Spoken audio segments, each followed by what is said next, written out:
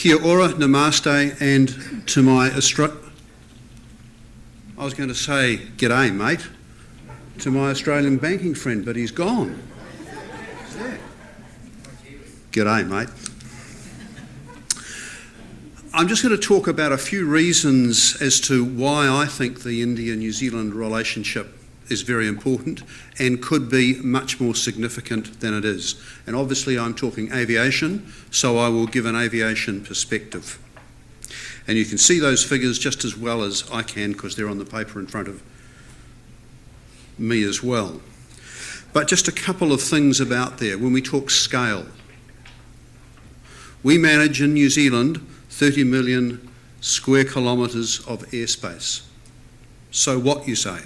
Well, that's 10 times bigger than India. 10 times bigger than India's landmass.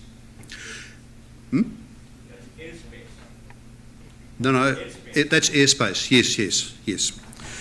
In New Zealand, we have one aircraft per 1,000 people. In India, you have about one aircraft per million people. Now, what's the consequence of that?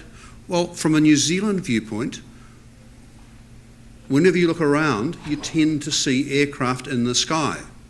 We know a heck of a lot about aviation.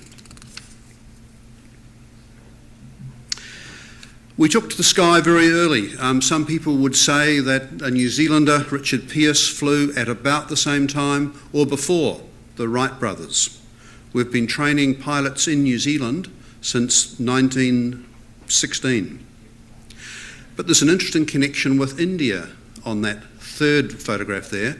That, the bottom, on your bottom right as you look at it, is the first aircraft that Boeing ever exported, and it came to New Zealand. So the connection with India, Air India, was the first airline in the world to have an all Boeing fleet back in the 60s, I think it was. So there's a little bit of a connection there between us.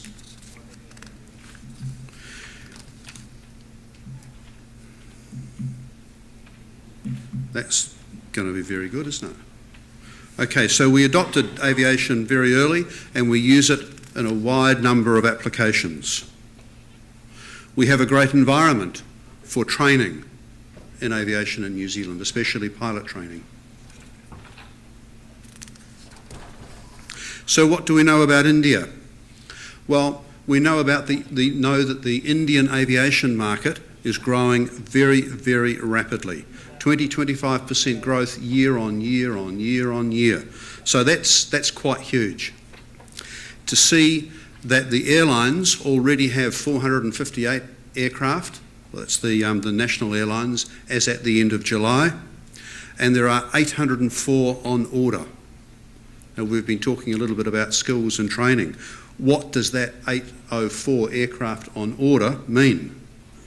Well, it means to fly them, India's going to need 5,600 new captains, 5,600 new first officers, and it's going to need umpteen training captains. And it's in a market at the moment where there are a lot of international pilots flying. So, big question, where will the numbers come from? We know that there's lots of other things happening in India that are further driving that need for more pilots, more engineers, more cabin crew. The regional connectivity program is a major driver. We know that there's a lot of airport development going on. And the big challenge in all of this, training. Where will the trained staff come from? How will they get their training? And bear in mind, and as a number of you know, there's a very strong wish through the programs in India now for localisation.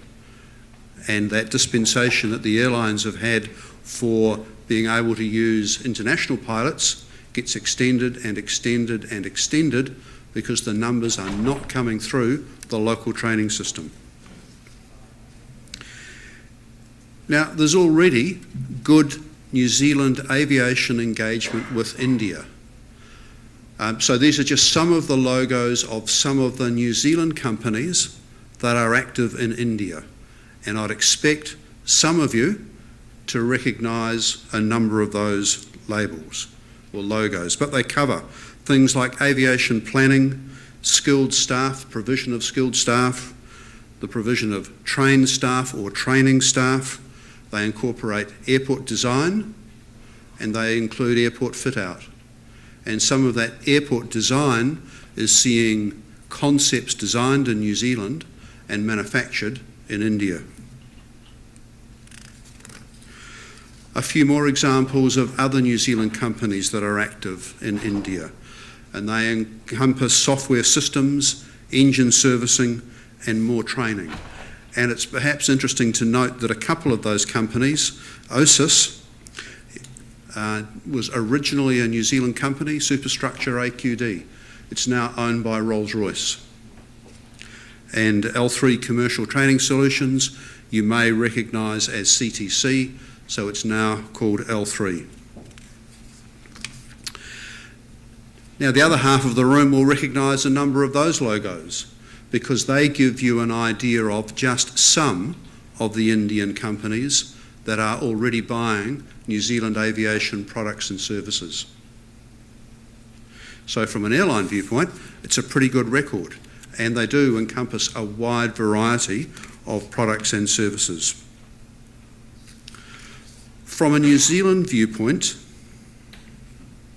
about 30% of the pilots that are trained in New Zealand are domestic students, and about 70% are international students. So our training industry is pretty geared around training international students. The UK is the major source country, and India is the second largest supplier of students to the New Zealand training schools. So India historically has been a very important customer for our training industry for a very long time.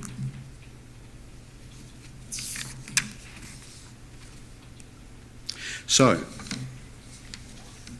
I think there are lots of options, and I think it's interesting. I'm a late bloomer as far as India is concerned. I first went there in 2008, and one of the comments made then was that from the number of Indian airlines, we won't employ students that have been trained in these countries or in these schools in India because they don't reach the standard that we require.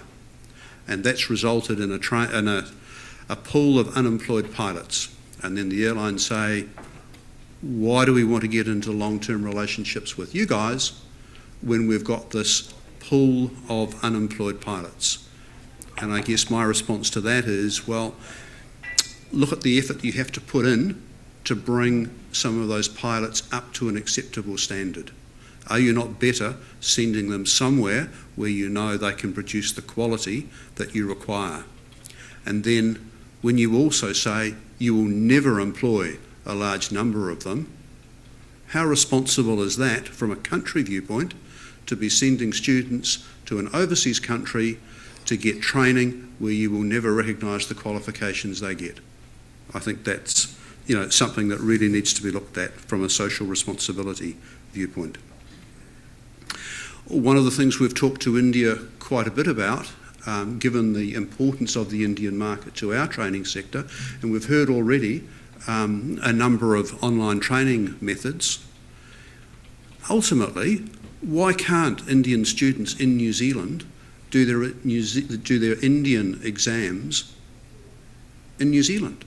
There's a great relationship between the regulators. Why do they have to go back to India and sometimes take up to a year before they can convert their exams? Sure, they need to a little bit of training for the Indian market, but that can be delivered online. So why don't we do it?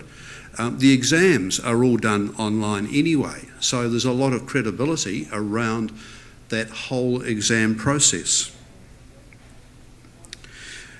So I think there's quite a bit of interesting talk to go on about what we can do from a licensing viewpoint.